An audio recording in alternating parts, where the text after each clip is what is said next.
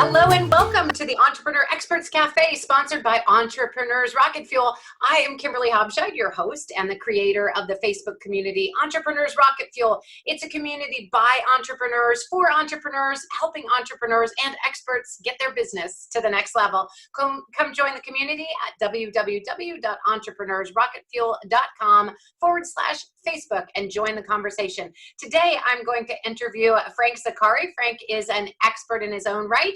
Frank, welcome to the Entrepreneur Experts Cafe. Thank you. It's always a pleasure. Always a pleasure. So Frank and I have known each other for a really long time, but our audience doesn't know you so well. So give us a little bit of your background. Tell us a little bit about how you got into business and how you became an entrepreneur. Well, the quickie thumbnail sketch is I grew up in Western New York in the Buffalo area, went into the military during the Vietnam War, not the smartest decision I've ever made. And then got out, finished school, and started working in the high-tech sector. And that's where I thought I would be for a long time, which I was. We had a life-changing event in the domestic situation. I had to get out of that.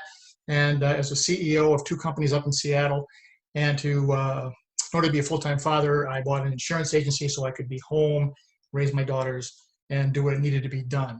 All right, so I have been a small or medium-sized business owner or CEO for over 30 years.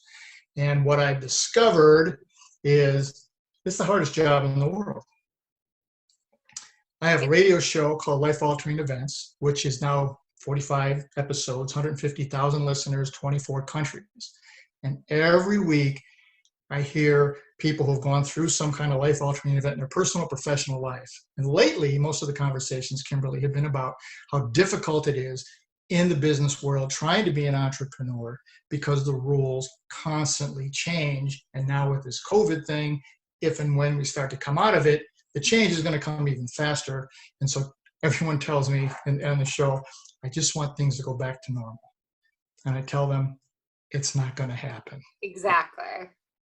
So really good point. Now, something really cool happened in your business just recently. I mean, you are one of the most well-connected people I know throughout all of your different industries and throughout all of your businesses and your ventures that you got into. I know that you helped entrepreneurs obtain funding at one time and got really into that because you're an expert in that area. But just recently, you and Jay Abraham got together and we're cooking up a new entrepreneurial effort. Is that right? A new activity. Yes, it is. Yes, it is. Jay Abraham, marketing genius, 10,000 clients, over $21 billion in additional revenue for companies that he's helped. We were able to get together and we started talking about the University of California Entrepreneurship Academy that you and I have talked about. But they just had their second Big Bang thing just over. And one of the things that we found is they have 19,224 patents and licenses as of the end of 2019. All right, 19,224. 60% of the revenue comes from 5 patents, period. The failure ratio of even the most intelligent, not 5%, yeah. 5. Yep.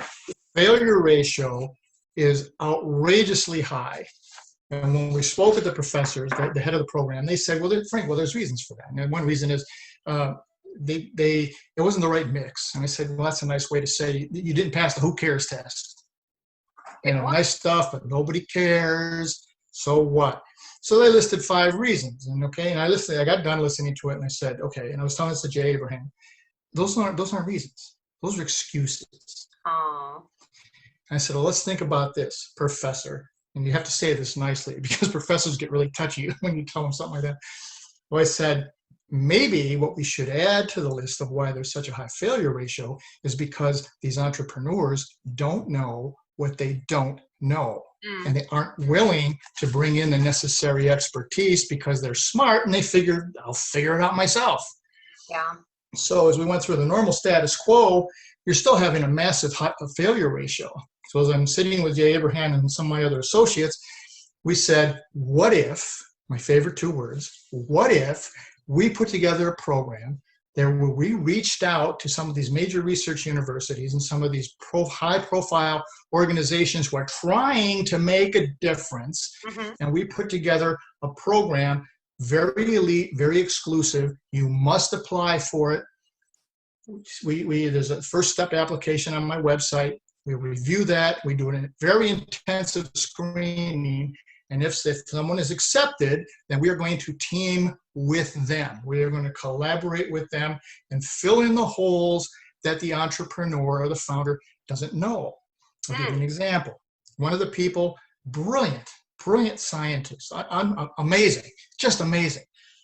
And we are sitting there with him, he's floundering, and we said, do you really want to be a CEO of this company? Do you understand what it takes to be a CEO?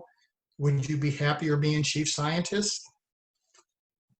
And they said, well, yeah, but then who's going to do this? Well, you bring in the necessary expertise to fill in the holes, because it's not what you know that's going to make you success or failure. It's what you don't know that's going to determine if you're a success or a failure.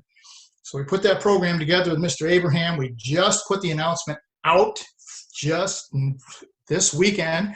It finally hit the website. If you're interested, go to frankzaccari.com. It pops up. Here's the information. It's called the Tag Team. The Abraham Group is like J. that. Abraham's. Okay. J. Abraham is the Abraham Group, Tag. And then we're going to team with Jay and with these aspiring entrepreneurs, and we're going to see if we can cut down on that failure ratio. That's the goal. I like it. I like it a lot. What do you think is probably the most common failure that happens really quickly in this situation? What are you seeing this is? They overextend themselves. They don't know.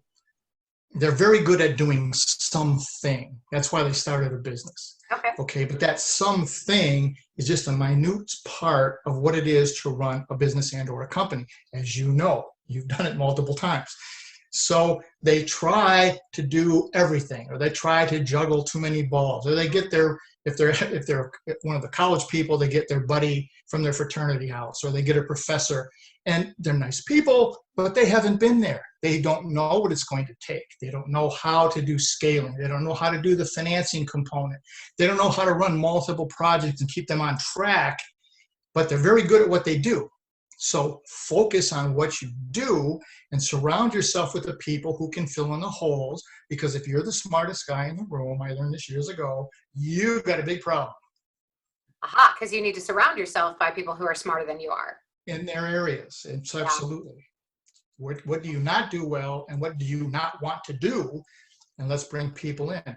Now with the tag team, our approach is going to be, you're not going to hire these people. We will bring them in as needed. I think that's probably a really good idea, because then you avoid the, well, I don't know anybody, so I'll just bring in my buddy and he can probably do that. Is that right? Exactly. Yeah. So we will bring them in.